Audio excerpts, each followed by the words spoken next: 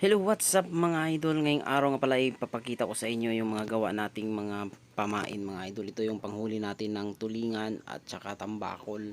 So ito yung ginawa natin mga lodi. So yan, maganda masibad yan na idol, yung mga olay orange. So ito yung ginagamit ko na mga idol para matibayan kasi yung kristalit mga idol napuputol kaagad ay. So yan yung curing lam natin at saka yung natin glue.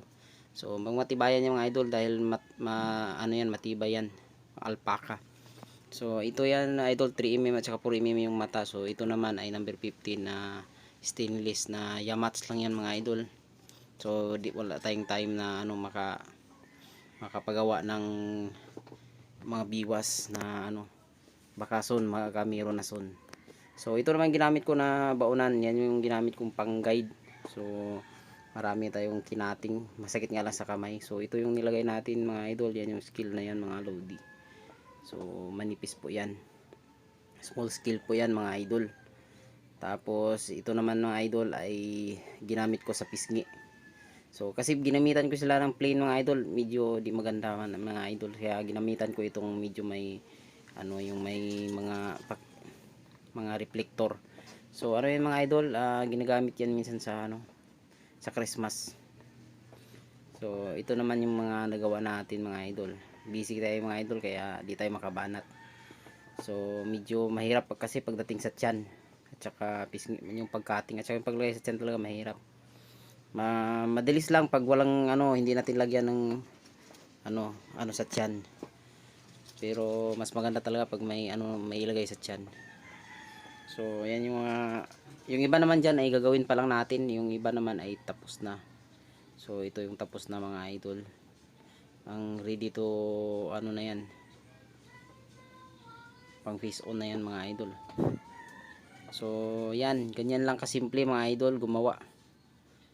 Ay kahirap pala, hindi pala kasimple. So konti pa lang nagawa natin mga idol. Baka sa sunod maggawa tayo ng number 16 at saka number 17. So ito naman ang gawa natin ngayon is number 15 pa lang yan na hook.